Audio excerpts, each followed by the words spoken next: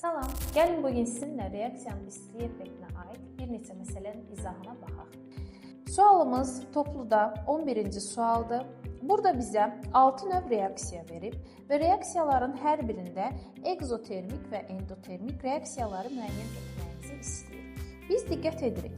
Bilirik ki, egzotermikdə Q müsbət olur, endotermikdə isə Q mənfi olur, yəni sıfırdan kiçik olur. Diqqət edirik, bizim qaydada dediyimiz bir tərifimiz var ki, parçalanma reaksiyalarının əksəriyyəti endotermikdir, birləşmə reaksiyalarının əksəriyyəti egzotermikdir.